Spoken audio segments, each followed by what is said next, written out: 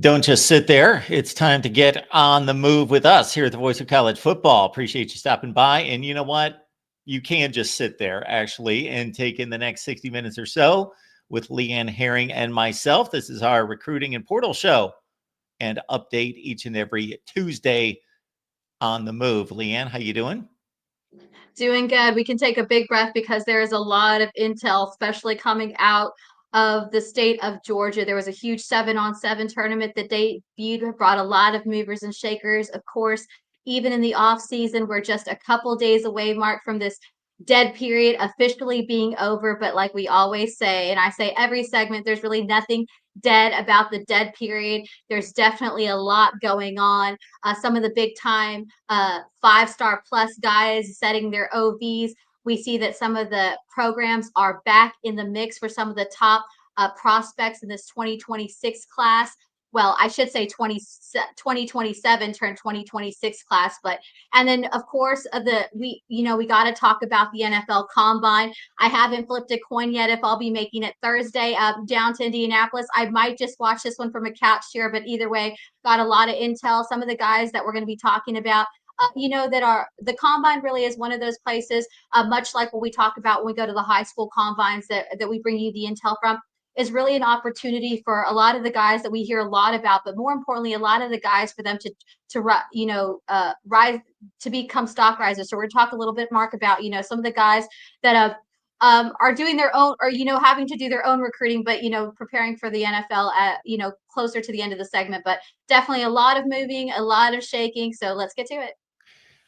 A quick 20 or 25 folks on the line. I'm guessing many of you are on Twitter. Keep in mind that you can join the conversation on YouTube if you followed the link to YouTube and join the chat and get into the conversation. All right. I had a conversation, speaking of which, with our buddy Tim Prangley on the USC channel yesterday as he dropped by our State of the Union address of the Voice of College Football. We talked to USC quarterback play, mixed reviews and expectations about Jaden Mayapa and what he will bring to the table after he took over late in the season for Miller Moss in 2024. Now, USC and Lincoln Riley always looking for the next hotshot quarterback. Of course, that's Lincoln Riley's legacy, and the next one might just be Jonas Williams. Well, we talked a lot about early on, Mark, in some of our early recruiting shows about, Jonas Williams being that 2026 quarterback room down in Oregon. Dan Lanning obviously doing a really great job trying to create depth. But one thing we definitely alluded to in particular with Jonas Williams was that tightness, that depth already that was happening in Oregon going to be too close for comfort. And it looks like it has. This past Friday evening, Jonas Williams, Lincoln Riley, along with I really got to credit, USC bringing in Chad Bowden, obviously, Bobby Bowden, Chad, Bowden in as the new GM for USC. I think that obviously we've seen him be the right hand guy over at Notre Dame for a long time. Obviously, that long standing relationship beginning at the University of Cincinnati. But I think Lincoln Riley and the Trojans bringing him on as the new GM really has opened doors, and we're going to see a lot of we're not going to see a lot of flips continue over at USC. But again, Friday evening, 4-star quarterback Jonas Williams has decided to flip to USC. He's one of the top quarterbacks. This is a monster flip. I think this has been one that USC is really looking for. I don't know if maybe it was last night while I was hearing, the state of the Voice of College Football address. It was probably our USC guy talking about that USC is just really one good quarterback away from that kind of season. So Lincoln Riley definitely building depth, and it really could be with a young guy out of Lincoln East and Jonas Williams. The dominoes quickly are starting to fall, but again, the relationships that are going on here really do matter on the recruiting trail. And not only did this help bolster that quarterback room, that offensive room for USC, but it's even though it's still early to 12 for the 2026 class, Lincoln Riley and Chad are definitely smiling out in SoCal because it has now bumped up the Trojans to the #1 recruiting class in the class of 2026, right as we speak. And it's really, like I said, this edition of Williams, he's a mobile passer. I mean, he's got extreme accuracy. When we've seen him you know, in his film and his reps, he's just got a lot of instinctive ability. He just his strides between his freshman and sophomore tape, he just have just really been growth, even with him changing schools between that. But like I said, his what really stands out to me about him is just his accuracy, his growth, and then just where he can place the ball. And like I said, I think he's going to be a great foundational depth, like I always say, with this young talent. He's really effective when you see him as far as his accuracy. But I think the way he's built, he's a little bit of a thicker build, and I talk about that with quarterbacks. It's always not the stereo, typical prototype, but I think for him, he really uses it to his advantage, really makes him more mobile.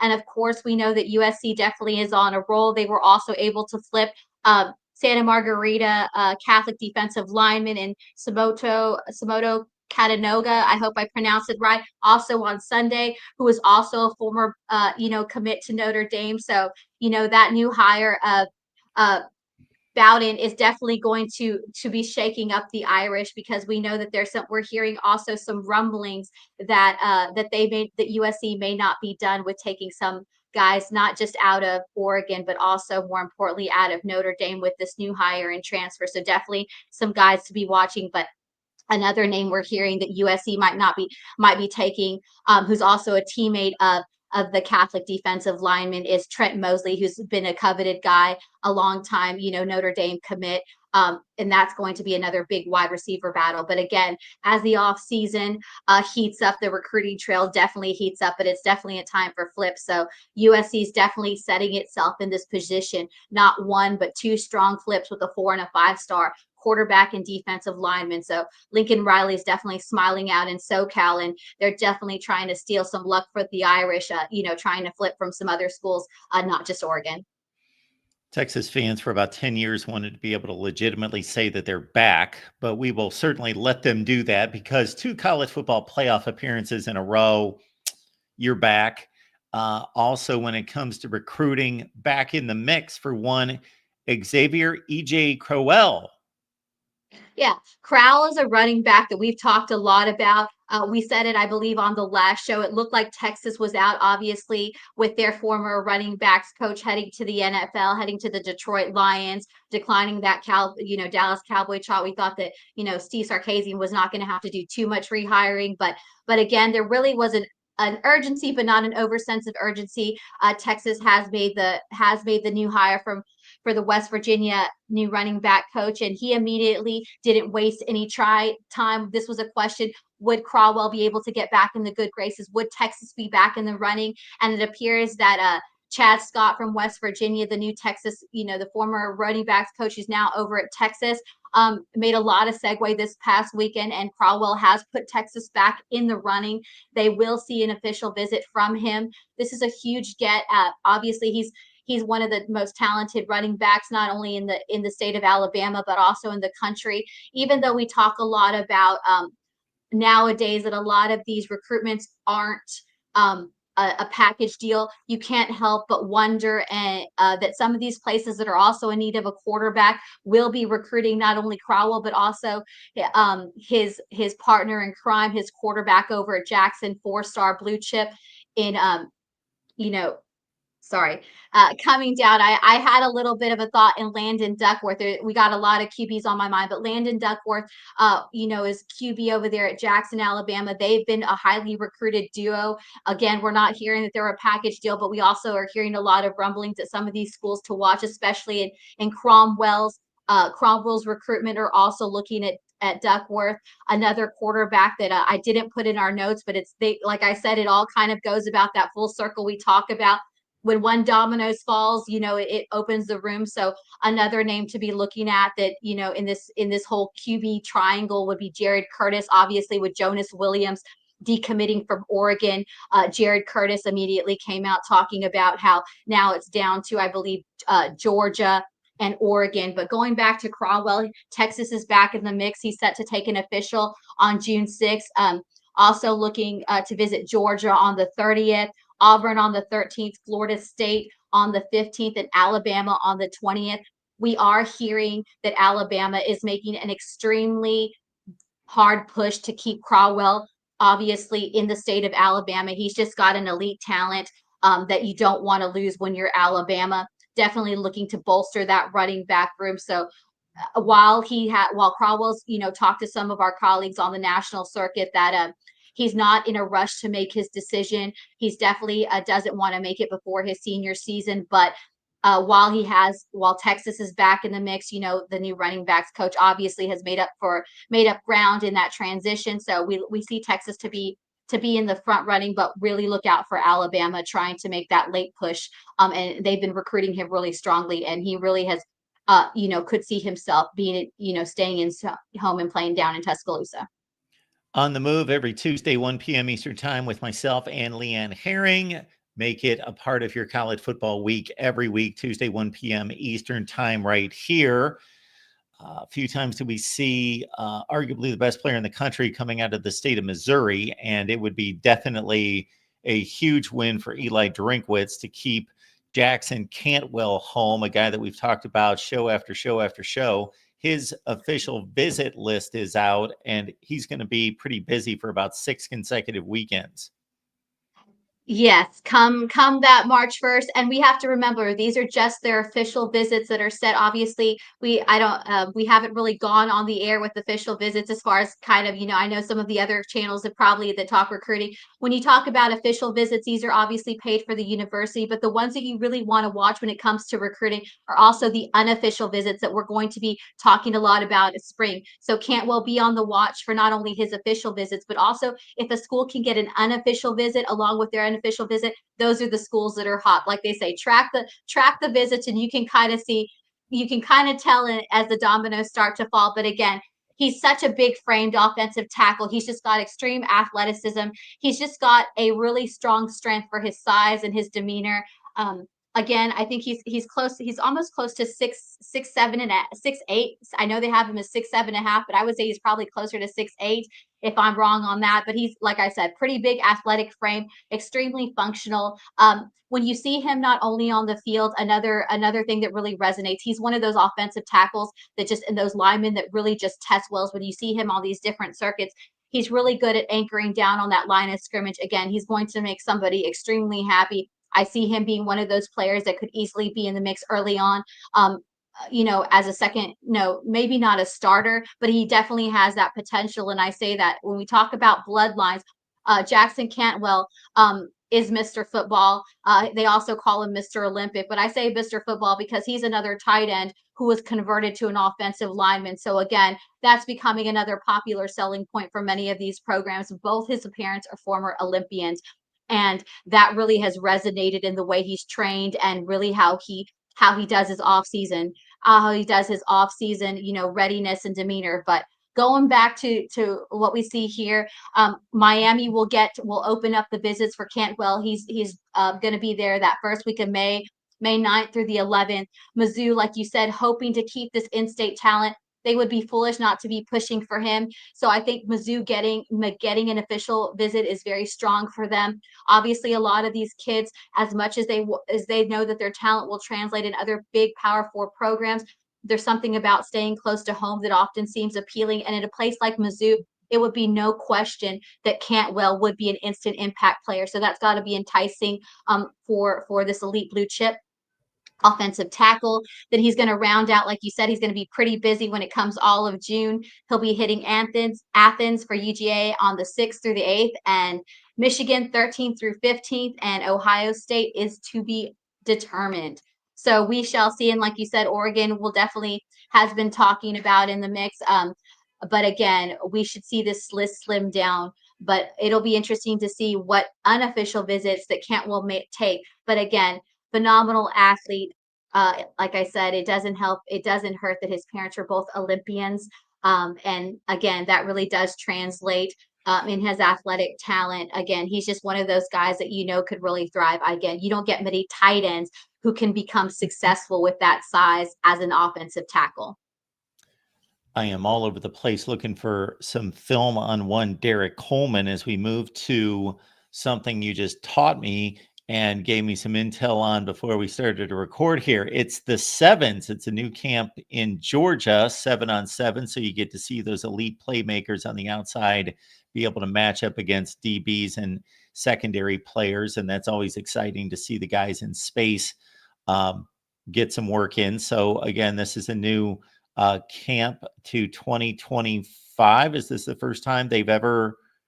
Yeah, this is a new debut 7-on-7 program. We talked a lot. We've talked a lot about. You'll hear us about Battle, Pylon. Those are like your national companies, but this is, despite it being a regional one, it was this past weekend debuted. Cam Newton, Ed Reed, all the big time 7-on-7 programs, especially those based near in Georgia and surrounding areas. We had some kids out from Texas with their national 7-on-7 teams definitely flocking to Georgia. So Georgia was definitely on the mind of many, many programs. Obviously, we know during the dead period that coaches and recruiting staff cannot be on site and make contact, but there was plenty of film. There was definitely a lot of talking and messaging after some of watching these films. But again, the Sevens this past weekend really showed out. It was all about the signal callers. I feel like the last couple weeks it's been all about the quarterbacks, and the Sevens debut this weekend was no different. Darian Coleman, 4-star quarterback. He's a Miami commit. We always talk about, I always try to use a different word than what we always use. His velocity every time you see him just continues. So I'm just going to say his celerity. His celerity on his arm just continues to impress me every time I see him. This is a kid who's just got that internal radar. He likes to pick apart defenses. He's really extremely good at functioning in the pocket.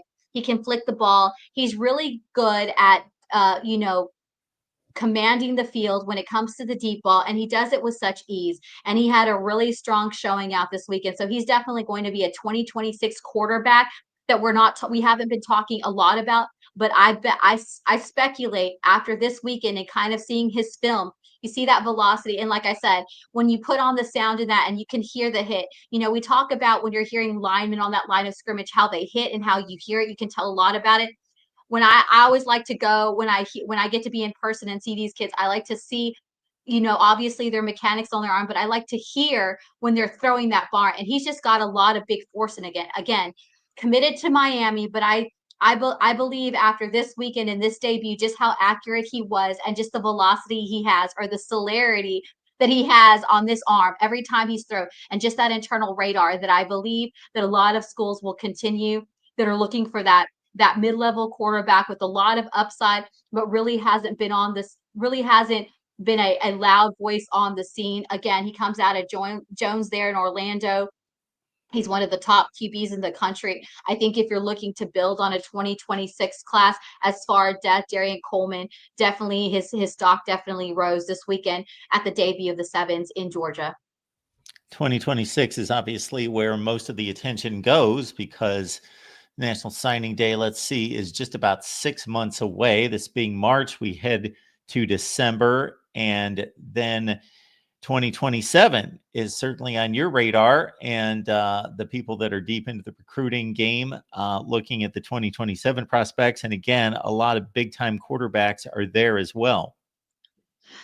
And with the quarterback position, I feel like, especially with the high school guys, I constantly say they always have to put themselves out there. They always have to show themselves in the live reps. And I feel like at the quarterback position, even though 2027 seems so far ahead, the quarterback position is, I feel, one of the most difficult positions as far as to be able to get a deal and know that you're going to stay committed to a school. So I feel like a lot of these guys are constantly out in the circuits, whether it's at a 7-on-7 tournament like the Sevens, or, that we had a lot of guys out there out in Orlando at the Under Armour camp, just trying to raise their spot. But one guy that really caught my eye is out of Carmel Catholic, QB Trey Taylor. He just had a really strong weekend overall. The ball just really gets out of his hands quickly. And like I say, not all the deep balls and not all the passers of a quarterback have to be pretty, but there's something you got to love about a quarterback when they do a deep ball, or when they just have a spin that just looks like a work of art, looks like a symphony,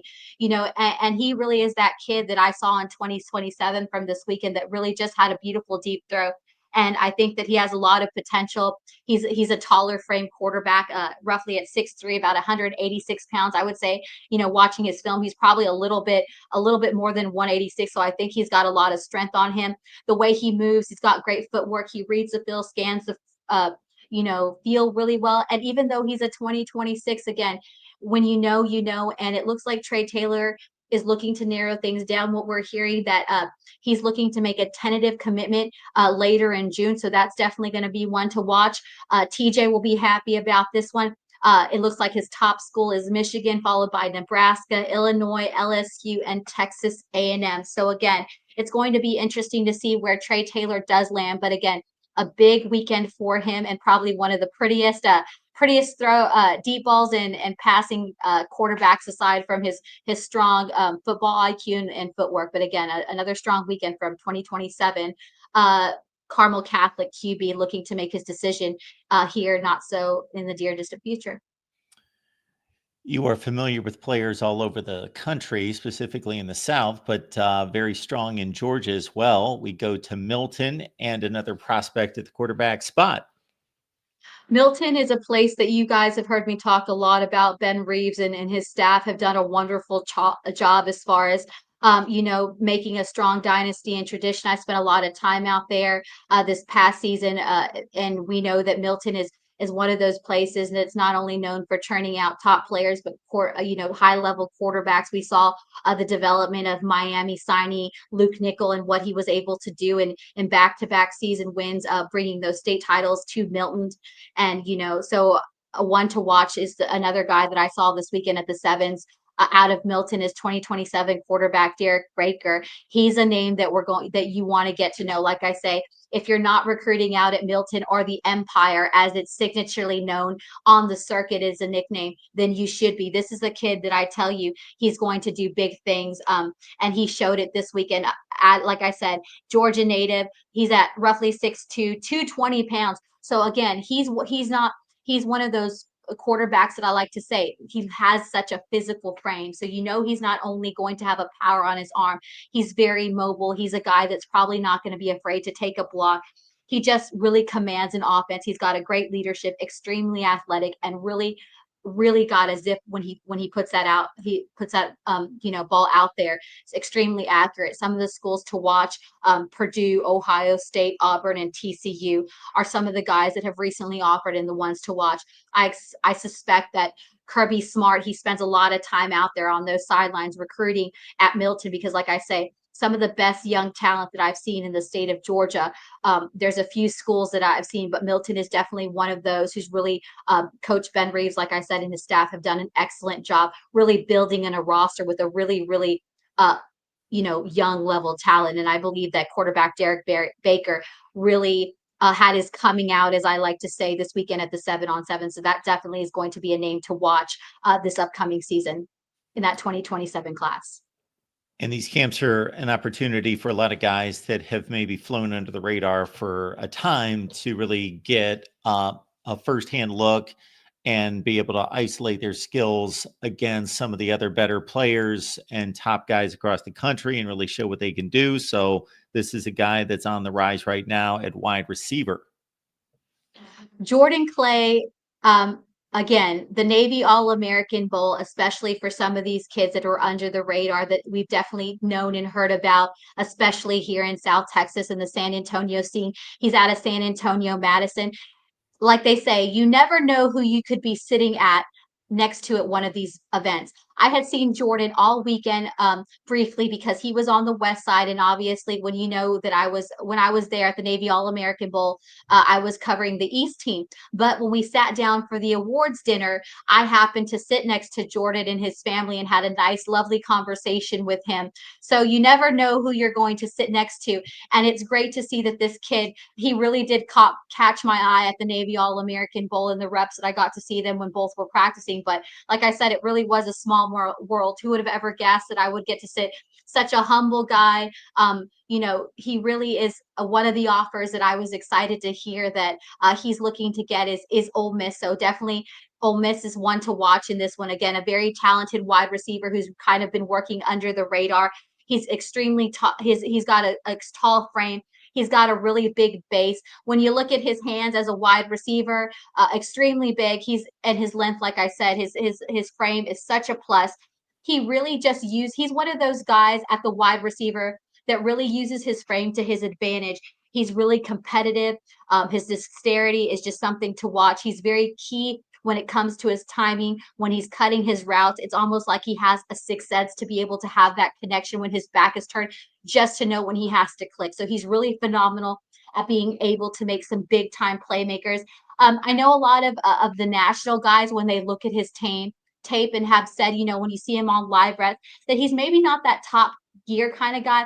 But I kind of beg to differ. I just think that the kind of skill set he has and just the versatility and his dexterity and the way, and what he brings to the table and just kind of that edge in his competitiveness, I really think that he has big playmaking ability, and he's just going to be a big play kind of guy, because in even tight situations, he knows how to maneuver that. Like I said, despite his tall frame, he's extremely athletic. And like I said, his dexterity is just something to watch. And I think that, Texas is definitely the one to watch in this one. It seems like the school favorite. Obviously, they've been recruiting him hard.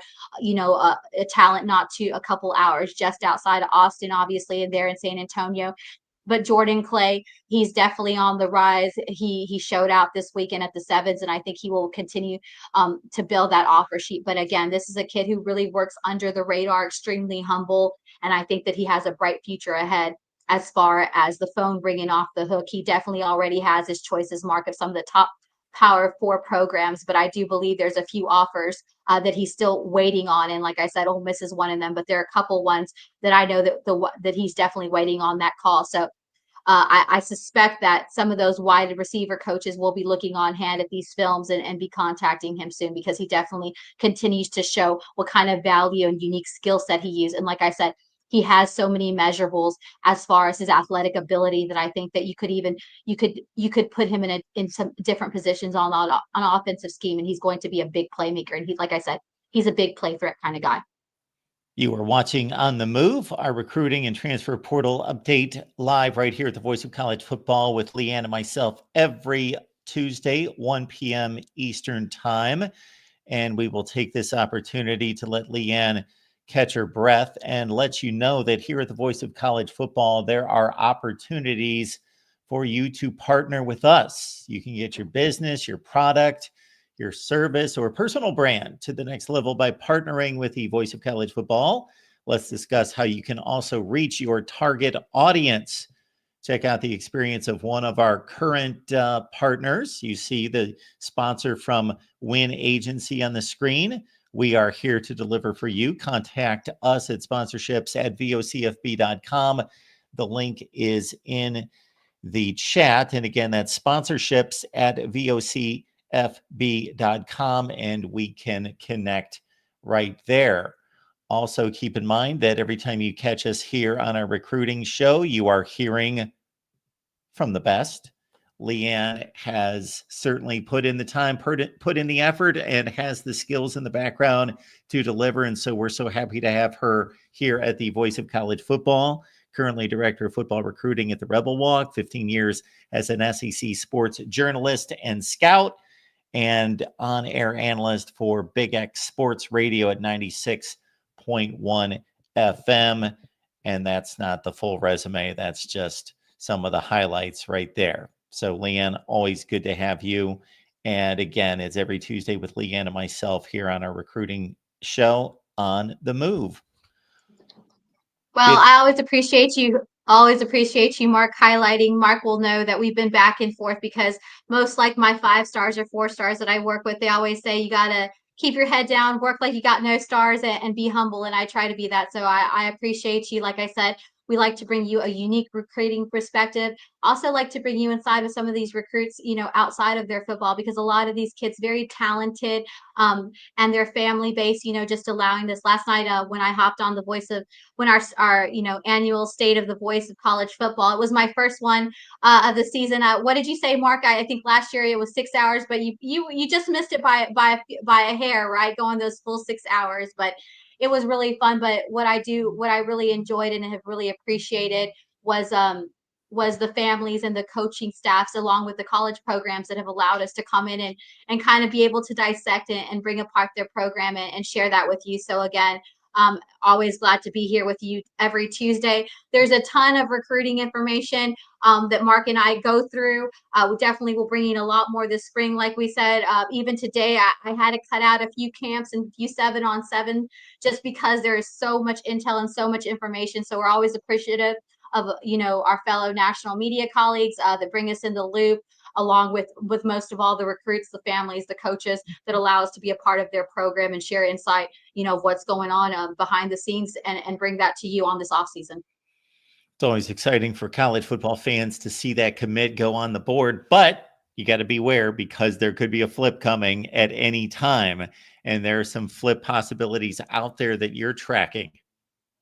Well, like I said, usually when I talk about flips, it's usually with Ole Miss and Lane Kiffin. We know how notorious, but you don't have to go too far with Kirby Smart, because Smart is very meticulous when it comes to navigating, and this offseason is no different. There was a lot there wouldn't be any on the move or recruiting without a little bit of rumblings, and there was definitely plenty in Georgia at the sevens this weekend. Two ones we want to watch, and the kind of the program that's really kind of lurking is Kirby Smart and the Georgia Bulldog. Definitely continuing trying to bring that depth, and why not do it in your backyard? And there's two in particular that were at the sevens this weekend that are on Georgia watch. Brody Jennings, high star commit to Michigan. When you see him, this is the kid that he's a cornerback out of Florida that Michigan obviously has been set on. It seems like they're trying to hold on, but Georgia, hold on, wait a minute, because Georgia definitely has been knocking. He's just got a great length and frame, extremely physical. He is locked in with a Georgia visit on June 13th and 15th. Watch for this weekend, Mark, because this is a big recruiting weekend for Georgia. They're bringing in a lot of top level guys that we've mentioned. Some of the names: Jared Curtis, Derek Cooper. So this will be a big weekend to watch for the Georgia Bulldogs, and they're looking to try to flip Florida native Brody Jennings from Michigan to Georgia. He also has plans. And like I said, you've got to watch the visits when it comes to recruiting. It's one thing to get a kid on an official visit, but when you can get a kid on several unofficial visits, that's where you really want to. Because again, when you're on official visits, this is the kid and their family making the commitment to pay and finance a trip on their own. This is not anything to do with the school. So when the official visits come, that comes from the school, and they are taking care of the monetary costs, financing, making those travel arrangements. But when a kid like Brody Jennings is looking to make several visits, and what we're hearing right now, I'm looking over at my notes, that he plans to not only be at Georgia for a spring practice, but he also looks to be on an unofficial before his official in between there. So it looks like Georgia's making a lot of headway with cornerback Brody Jennings to try to fit to make him a Bulldog rather than a Wolverine. So pay attention. We definitely will have a lot going on June 13th through the 15th. That is a huge recruiting weekend for the Georgia Bulldogs, with Brody Jennings on flip watch from Michigan to Georgia. Peyton Dyer, LeeAnn, is a guy that's categorized right now in the athlete position, which means he can play both ways, of course. And Shane Beamer's got him right now, but he can't necessarily rest easy.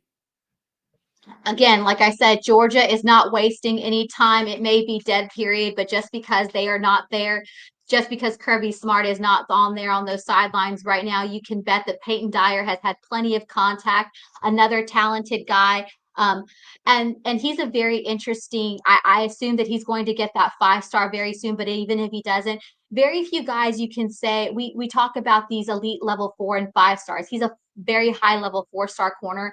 But the thing about Peyton Dyer, when you see him outside his film, that doesn't do justice, there's very few kids that we can say are NFL ready, and they already have that NFL built. And there's just something about Dyer that he already has it. He could play on Sundays right now if you wanted him to. He's just got that skill set where he continues to separate himself. And like you said, Shane Beamer working really hard to keep him at South Carolina with the Gamecocks. But again, Georgia's really making a pull for him. And he's set to visit to Georgia on the 13th and the 15th as an official visit. But another school we need to watch is Southern Cal. Like we said, they are on the move with him as well. And again, Dyer is just one of those kids that he is elite already. He looks like he could play in the NFL, and that translate onto the field. And in a day and age when the transfer portal is such a hot commodity, you can't help but want to push for someone like Peyton Dyer to get his moment, because again, from what his film does not do him justice when you see him in live reps. And he showed out really big as well this weekend at the sevens down in Georgia. But he's an NFL. He's got that NFL strength. I mean, he looks like he could play at the NFL as a corner right now. 80 folks on the line. We would love to see you here on YouTube. So just follow the link and you can leave your comments and questions here. We love that you're on Twitter. But again, this is the place to be in regards to locking in on what we do and the segments that LeeAnn provides us, not just here on the recruiting channel, but you can catch her clips on the various team channels as she breaks it down for these various players and where they might be headed as we head to the next level. And of course, the NFL Combine's coming up this week. Check out the Ohio State show that we do each and every week. Moved it up to Monday this week because those guys are headed to the Combine in Indianapolis, and Ohio State with a record 15 players, or a record for this year. I should be clear about that. The most players at the Combine for this season, Ohio State 15. I believe Michigan's got 14. And LeeAnn, you've got some news and notes from what we should be aware of entering the Combine. Like I said, the Combine is one of those places when you go that that it's bringing 329 of the top level players that get the invited. It is an invite only time. Of course, some of these other guys who don't get invited or do get invited that don't make it to the Combine will get a chance for some of their collectives, at their colleges to have their private pro days. But there's a couple guys that I think that the Combine that we should really be watching. Some of the names you might know, some of the names you probably don't know, but this is really an opportunity for them to really show out and step up and really stock rise. And I'm going to start with you can't judge a book by its cover. Purdue, we know for those Purdue fans, you definitely didn't have the kind of season that you wanted. But one guy that you really have to give credit to at the right tackle that I think really is positioning himself to have a strong ability to really show out at the Combine is their right tackle, Marcus Milbo. For the last two seasons, that 6'5", 300-pound, just his extreme athleticism. I think he matches up well with a lot of pass rushers. And I think that if they move him back possibly to inside guard at the NFL level, I think that really could open up a lot of doors for him. So look out for Purdue's Marcus Milbo to be a stock riser during the NFL Combine. I think if he has a strong showing, I think he could really, really be on the rise when it comes to his stock. I'm going to move quickly down this list because I know we're running a little bit short on time, and we want you to tune into tomorrow's show as well because we got some great things going on for our Ole Miss Rebel fans. But we'll touch a little bit on it. A guy that I was on the NFL media call this past week, and we were talking a lot about some of the guys, but a name that I heard a lot about, and it should be no surprise, was my all-purpose guy, JJ Pegues, the mayor of Oxford. He was really the talk of the town with our NFL analyst, Daniel Jeremiah, who was on the call kind of breaking him down. And we shared the quote up on the site, but it really just talked about the versatility that JJ Pegues could bring. That the question was, what offensive or defensive guy that he really thought that could be the guy to watch, that might not go first round, but definitely high level second round or later on, that would just be all that purpose guy. And it was no hesitation for Stewart to talk about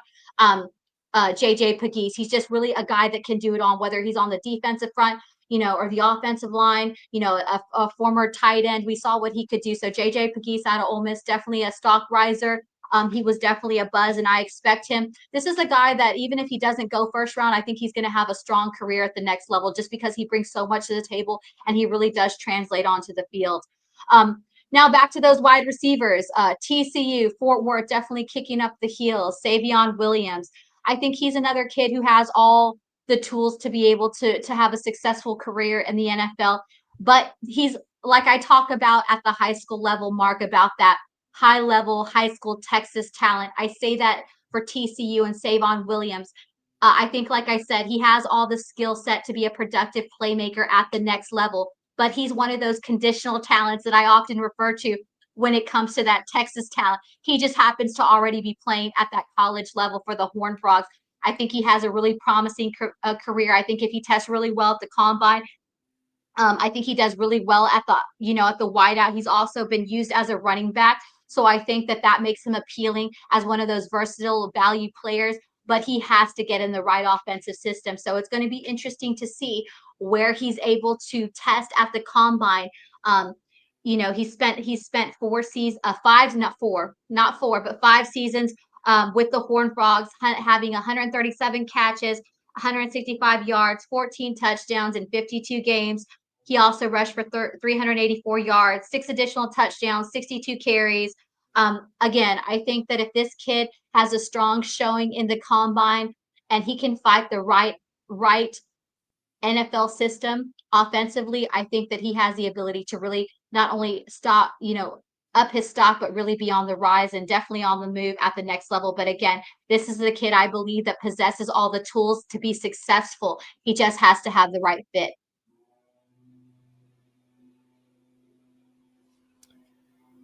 And of course, Jackson Dart is rising up the board as well. We talked a lot about Cam Ward, Shadar Sanders, and rightfully so, as far as the NFL bigger picture when it comes to what quarterbacks are going to be hot on the board. But, a kid that really has really continued to show his progress. I think that there was a lot of skeptics and people wondering if he was going to be able to translate and if he was going to be able to show that progression outside of his successful season in his career at Ole Miss. And I think definitely so. I think he's really in the right line either to possibly go late in the first draft or even go day 2. I think wherever he goes, again, his stock is consistently rising every time you see him. Obviously, in that Gator Bowl, putting a big show, that Senior Bowl. But I think here he also has the potential to really show on those one-on-ones, on those physical skill set, his growth from the end of the season to now. And I think that that's really going to set him up as a late first rounder. But I think he goes as QB3 off the board here in April.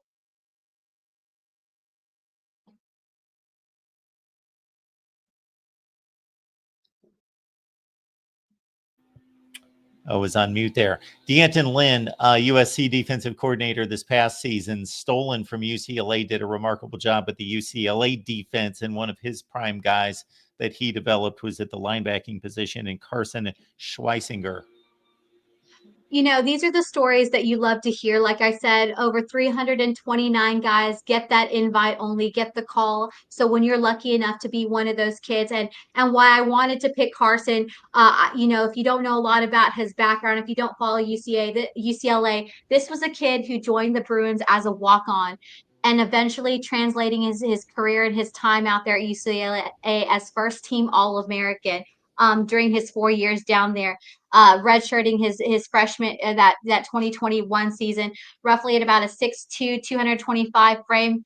Again, another high level linebacker with an extremely high football IQ. He really knows how to read and develop on plays, and he really positions himself being able to have that high football IQ when he reads the field to be able to line up and really attack and create a lot of chaos. And I think that he's going to be one of those guys that really is one that you want to look at the next level, because like I said, when you can go from a walk-on career to a first team All-American, even a program like UCLA, and really be able to use that 4 years to grow and progress. Those are the kind of things, if you're an NFL GM, if you're a scout, those are potentials and tangibles that you want to see, because this kid is going to be gritty. He's going to have that dog in him. And those are the kind of guys you want to get when you're looking for a linebacker, and he's really good at creating plays and interceptions and really putting pressure where we saw a lot of times he was able to create some big plays and force fumbles. So again, I think that even though he's only spent 1 season as a starter, his 4-year career has really been highlighted by his development, by his ability to show progress and growth. And I think that he has a strong stage at the NFL Combine with the right program, with the right NFL program, definitely going to give him some looks, wanting to create and bring a little bit of depth and a little bit of physicality, chaos to a young room in one of those NFL franchises. Every Tuesday, 1 p.m. Eastern Time, with myself and LeeAnn Herring. It's On the Move. It's your portal and recruiting update right here at the Voice of College Football. LeeAnn, anything else to close us out? No, I was going to hit a little bit on tampering, but I think we're going to save that for the next show. Maybe we'll log on this weekend and do a special edition because there's a lot to unweave there. But again, we are so glad to have you guys with us every Tuesday. Take a break with us on your lunch break, even though it's off season. We are just a couple of days away from the dead period, so you know that only means that things are going to be heating up. And Mark and I will be right here to bring it all to you this weekend. Excited to head to DEF CON 7. It's right here up the way in San Antonio. And hopefully we'll be getting to see Keyshawn Henderson in that DEF CON squad who will be hosting a 7-on-7 tournament. So possibly seeing some of the regional guys. Maybe Jordan Clay will be out there, but excited to see who we see and definitely bring you that intel for some of the top talent out of here in Texas. So as always, join us here and lock us in every Tuesday.